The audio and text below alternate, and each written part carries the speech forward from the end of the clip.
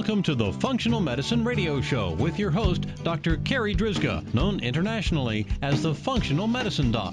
Dr. Carri is committed to helping patients find the root cause of their health problems and fixing the cause with natural treatments so they can feel normal again. Dr. Carri is the founder of Functional Medicine Ontario and is the author of the hit book, Reclaim Your Energy and Feel Normal Again. Please welcome your host, Dr. Carri Drzyzga. Hello, everybody, and welcome to the Functional Medicine Radio Show, the only internet radio show dedicated to giving you real solutions to improve your health.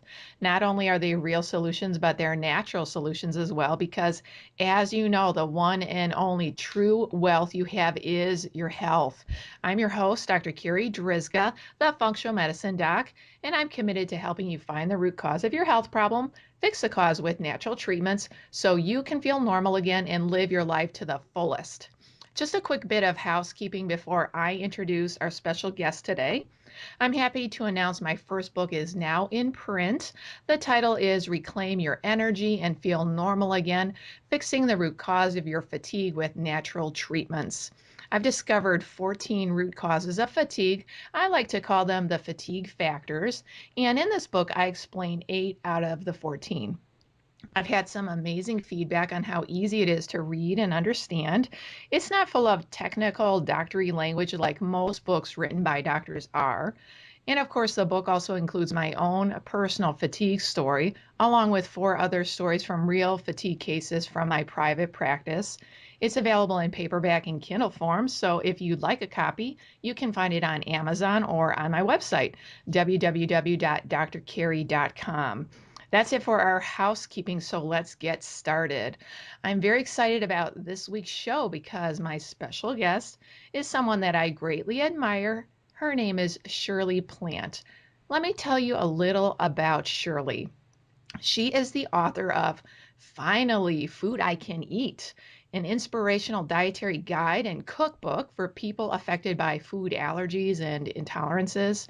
She's recognized as a menu planning expert, and she's given seminars on food allergies, cooking, and even menu planning. As a nutritionist and dietary designer, Shirley offers her clients and their families a rare understanding and unique expertise that few people can match. Her pleasant and caring manner, her own experience as a food allergy sufferer, and her creative design flair helps to offer hope for people struggling to find the light at the end of a dark dietary tunnel. Shirley, thank you so much for being my special guest today on this episode of the Functional Medicine Radio Show. Oh, you're so welcome. I'm happy to be here. Shirley, I wanted to talk a little bit today about food allergies and sensitivities. So as we get started, can you explain to our listeners what is the difference between a food allergy and a food sensitivity? Sure. And, it gets a little confusing sometimes because we call them food allergies, we call them food sensitivities, food intolerances. And so I did write a little chapter in my book about the difference because really an allergy refers to a response of the immune system. So, and that's when a certain food or inhalant goes in and it affects the immune system. Whereas, a food intolerance is very different. It doesn't involve the immune system. It's usually caused by a problem in the way the body processes the food, or sometimes the food additive. So they're very, very different, Carri. And a lot of times people will be reading things on the internet and will say, like, I know I'll say very commonly food allergies, food sensitivities. I'll use the terms interchangeably, but there really is a big difference, and that's part of what is so confusing. Yeah, exactly. Yeah, and really a food sensitivity it's kind of a non-specific term. As I write in my book, it's a non-specific term that refers to a person reacting to a food or a component of the food, when it's not clear as to what they're reacting to. And when we look at allergies, when it involves the immune system, there's immediate reactions. We all know those.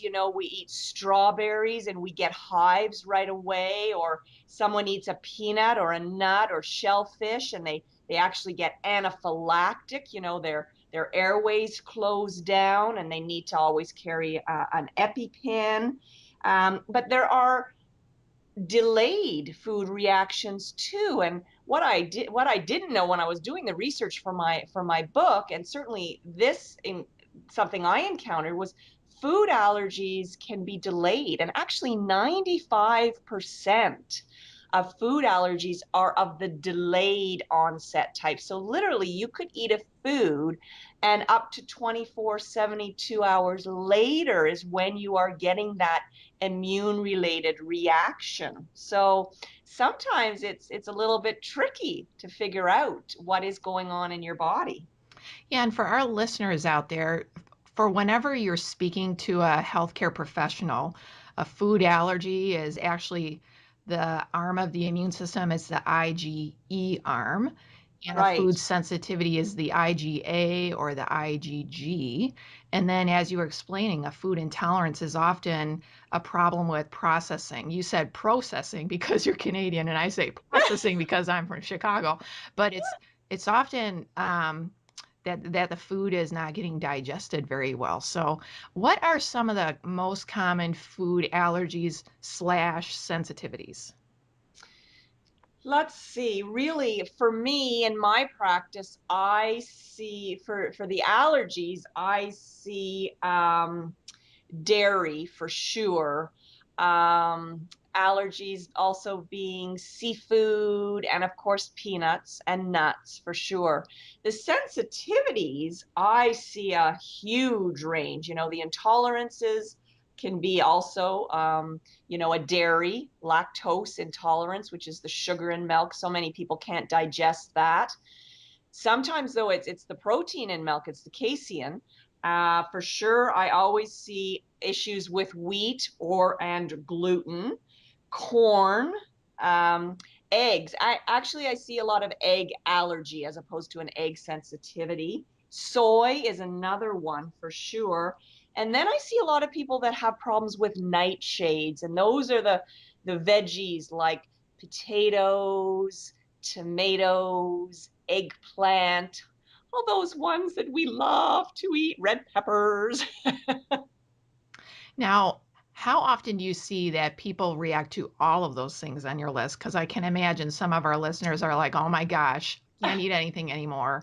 And how often is it just like a few things on the list?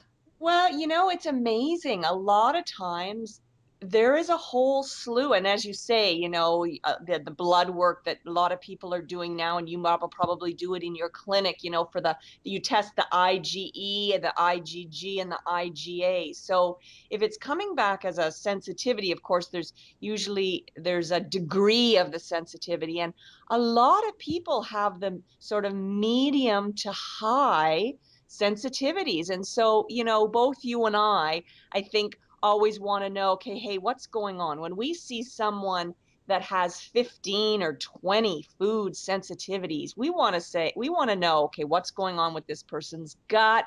Why do they have so many food sensitivities? Whereas sometimes I will get someone that literally it's come back and it's dairy and it's gluten and maybe soy. And we pull those out of the diet. I give them lots of ideas of all the foods they can eat and the foods they can replace. And wow, they start to notice those issues, those chronic issues, the not feeling well, it clears up. And so sometimes really it's as simple as that, Dr. Carri, and other times, you and I know it's a little more complicated with some people because they have so many of these food sensitivities. So, Shirley, you brought up a really great point for our listeners. So, for those that have already had blood work done, and it seems like pretty much every food that they eat, they react to, that really it's about finding what is causing that. And it usually is a lot of irritation going on in the intestines. And once we fix that irritation, a lot of those quote, sensitivities just magically go away. And that's true. And that's why I love working, with someone like you, because I can, help bring in healthy foods. And, people always, and I remember when it happened to me, I got a list. I had like 30 foods on my list that I couldn't have. And I just thought, I'm going to starve. Like, how am I going to eat? But it's amazing how many foods are out there that we don't even try or look at. We just get so programmed to eating the same thing. And so, if I can help people to bring in foods, come up with healthy recipes, and then at the same time, I work with someone like you, a naturopath, and they figure out what's going on in the gut. Because if you've got that many sensitivities, I mean, do you really want, and if they are only sensitivities and not true allergies, we hope that by, as you know, healing the gut or fixing the problem, that then, and giving the body a real rest, because sometimes it's about the total load on the body. And if we give our body a rest, then the people can get back to maybe introducing these foods on a rotation basis. But our bodies are so amazing. They're so brilliant. They're always giving us messages. I think it's just sometimes we're not listening. And then when we get those messages, sometimes it's overwhelming. So we need people like you to help figure it out. Now, Shirley, what are some of the symptoms that people can have if they have food sensitivities? How would somebody suspect that they might have food sensitivities? Wow, there are so many, many, many, many.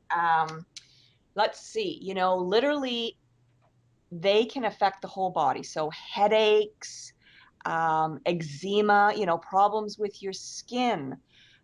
Sometimes with children, we see the dark circles under their eyes, hives, upset tummy, especially in kids, upset tummy, a bit of a bloated tummy, maybe some diarrhea, um, acid reflux. Really, almost anything can trace back to an issue with food. And for our listeners, that you might not have any symptoms at all, Oh, but that's it's true still too. possible to have food sensitivities. That's for sure. Exactly. And you just don't realize that that's slowly undermining your health until one day, your health, starts failing. So, Well, and we get so accustomed to feeling the way we feel. So that's what I find with some people is that, maybe they do have a few issues, but they're just so used to that chronic stuffy nose or the low grade headache or whatever it may be, the certain something they get after they eat a certain food. Oh, well, I've always been that way. They don't attribute it to an issue with the food. And so then it's only when we remove the food that then they say, oh, I don't have that anymore. I guess that wasn't normal. now, one of the questions that I get periodically from patients is about food combining. So, can you explain what food combining is? Oh, sure. So food combining is, it's nothing new. It's been around forever, and it's sort of how our ancestors ate a long time ago. Um, the basis behind food combining is that it helps digestion. It helps your body to absorb the foods that you are eating. And so each food has a different rate of digestion and absorption. So if we combine a whole bunch of different foods together, it almost clobbers our digestive process. And so the object in food combining is that you separate your foods and you don't combine foods that contain protein and starch together. So you don't eat those foods together because they have a very different digestive process and absorption process in the body. So you don't have your typical meat and potatoes, fish and rice, because really what a lot of people find out is that when they start to follow proper food combining, which means, let's say they want to have their fish, that's fine. You have your fish or your healthy meat, but you would combine it with something that is easy to digest, because that protein is hard to digest. So maybe you'd have it with some leafy greens instead of your baked potato or your rice. So you would combine your protein with some nice vegetables, and it makes your digestion work so much easier.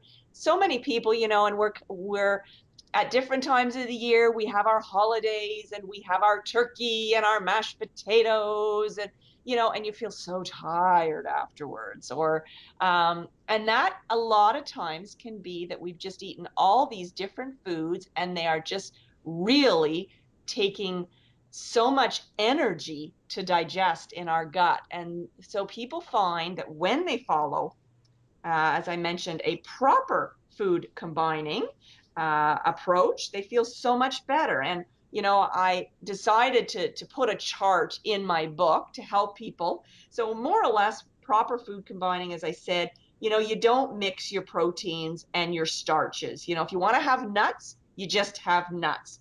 If you want to have your meats and your seafoods, you have that maybe with some green veggies, but you don't have them with beans or with potatoes or those starchy foods. And similarly with fruits, there's different types of fruits that are best eaten all by themselves. Fruits like melons, they are just perfect just to eat on their own. And I really get a lot of responses saying, wow, you know, that meal was so easy to digest. And I said, well, what did you change? And they said, well, I followed the proper food combining. And I said, well, isn't that amazing? That's super. I'm so glad that it has helped. Through the years, I've been in practice now, it's 19 years, and I have very often found with patients that are suffering with chronic digestive upset that have seemed to try everything. If they've Hmm. never tried food combining, that usually fixes it. Really, yeah. Because I think a lot of people, will do the digestive enzymes, and that certainly helps. And maybe they've started taking their probiotics, but sometimes it's just that. It's just that one little thing that just gives the digestive system, a little break. Shirley, for our listeners, do you have any resources you could suggest for food combining? Like, is there a book you can recommend? That's a really good question. I'm just trying to think. Of course, I'm going to say my book.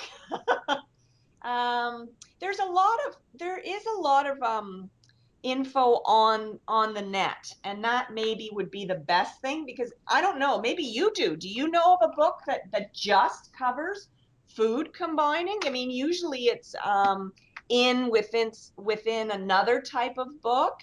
But if you really just want to do just the food combining, certainly there's a chart in my book. There's a little chapter in there. But if you go online and you Google proper food combining, you will get a wealth of information there that will really educate you as to what food combining is all about.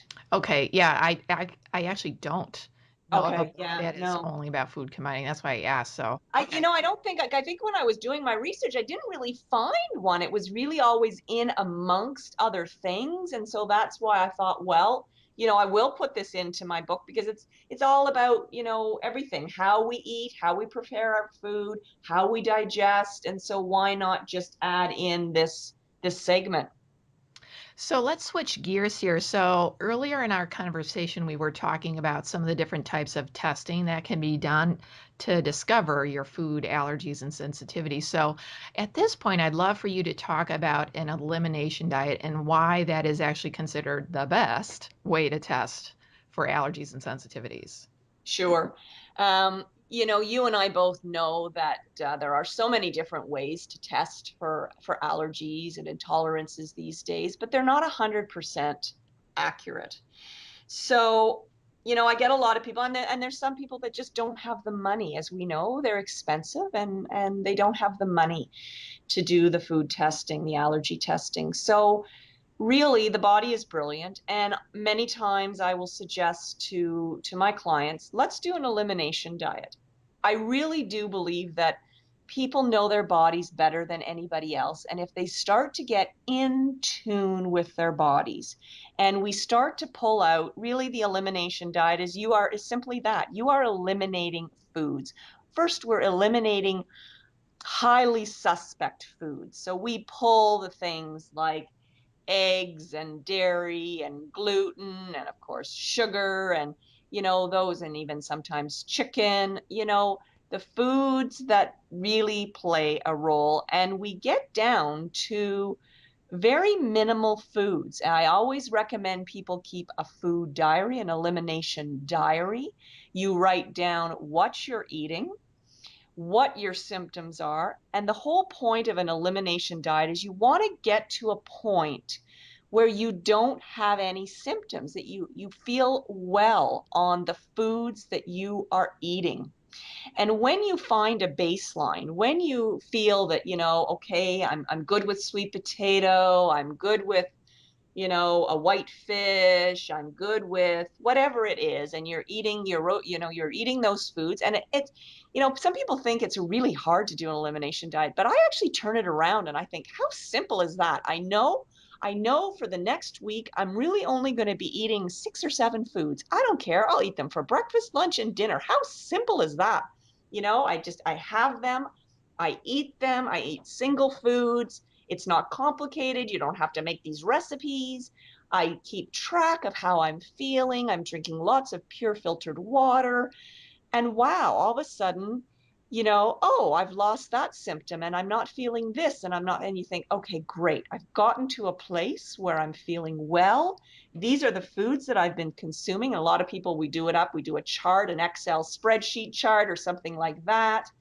And then we start to introduce one food, and we see how we feel. We make notes. We think, are we having any reactions? Did all of a sudden the sore tummy come back? And if not, then that's great. That's an allowable food that we can allow back in.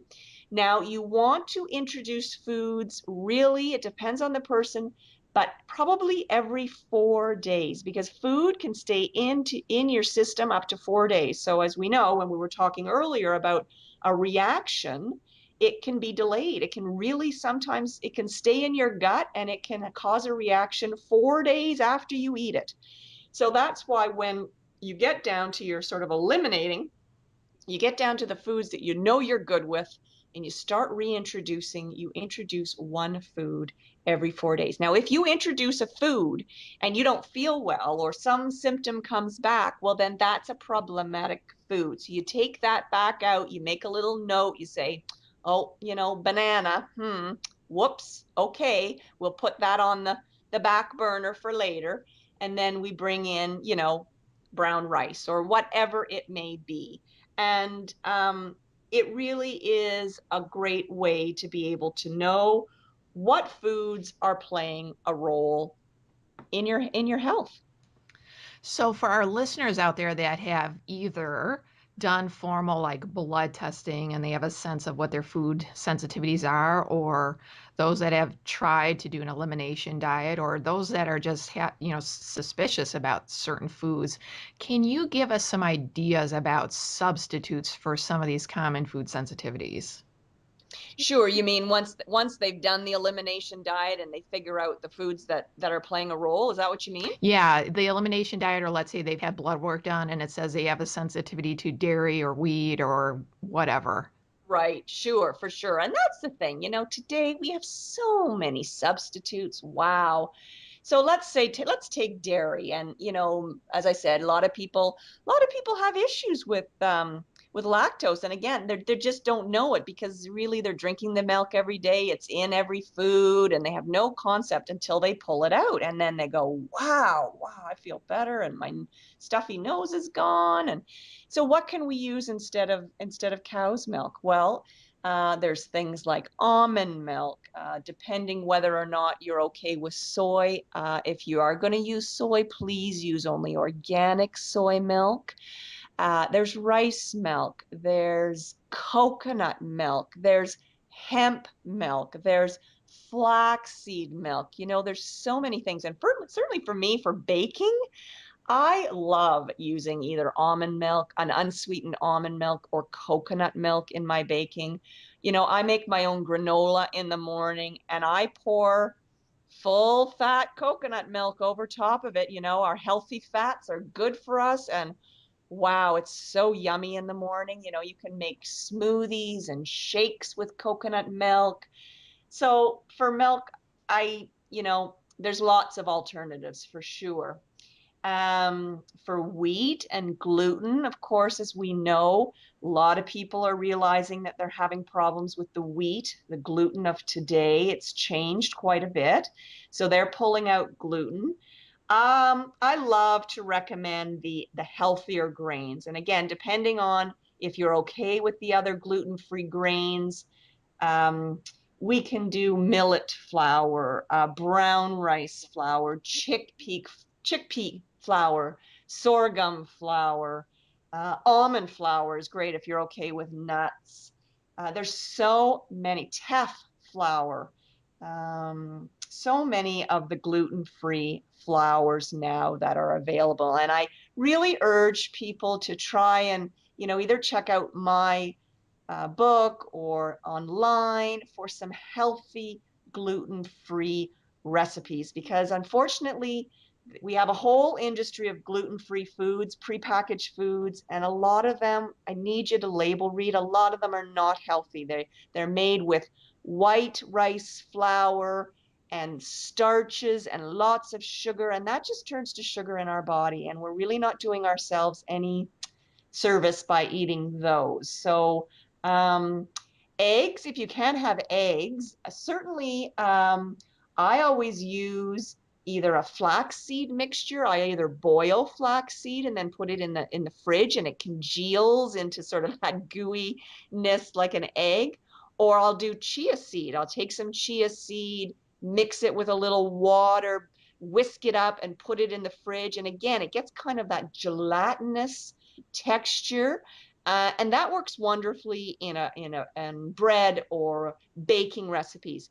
Certainly, if you have a recipe that calls for 6 eggs, if you're making meringues or something like that, you're not going to be able to substitute. An egg is an egg, but in baking or something like that, scrambled eggs, a lot of people will do scrambled organic tofu and they'll cut up some nice veggies in there and they put in some turmeric or whatever, and they don't notice that they can't have the eggs anymore. I'm trying to think of what other foods would you like substitutes How about for? corn? Corn. There you go. That's a good one. Because you're right, so many people have issues with corn. So certainly if you're using like a corn starch, a good replacement for cornstarch is either a tapioca or an arrowroot starch, if someone wanted to make a flour or, something like that. Corn as a vegetable,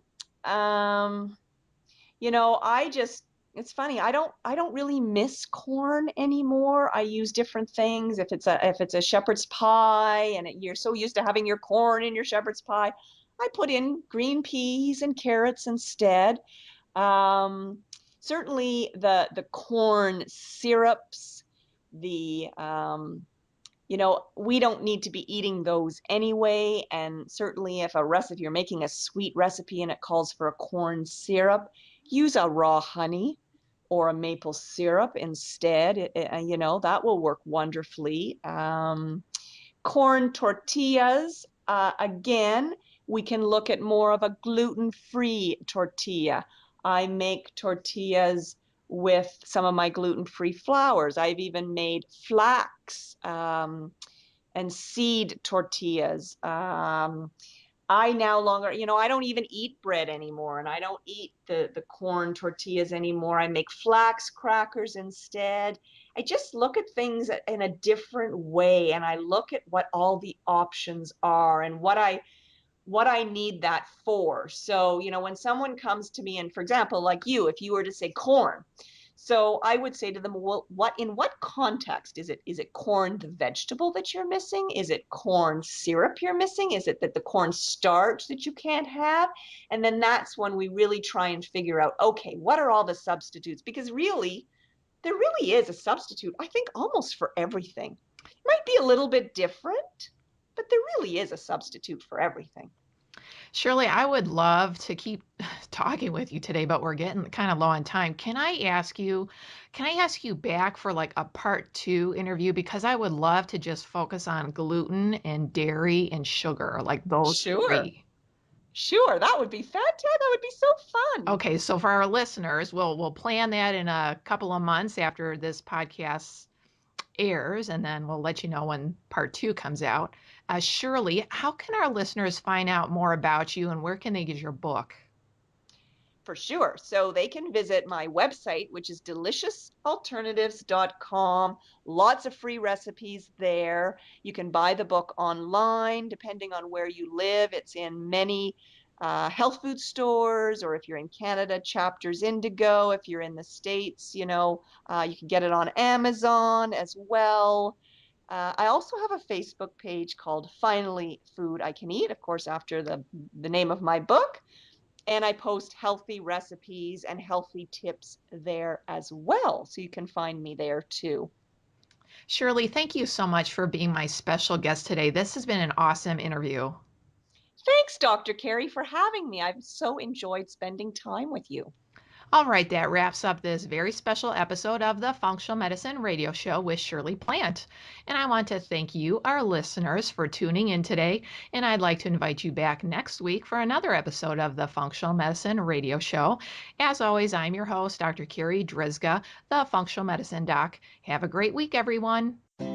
You've been listening to the Functional Medicine Radio Show with your host, Dr. Carri Drzyzga, known internationally as the Functional Medicine Doc. Dr. Carri is committed to helping patients find the root cause of their health problems and fixing the cause with natural treatments so they can feel normal again. Dr. Carri is the founder of Functional Medicine Ontario and is the author of the hit book, Reclaim Your Energy and Feel Normal Again. Please tell your friends about the Functional Medicine Radio Show, and we'll see you next week with more from Dr. Carri.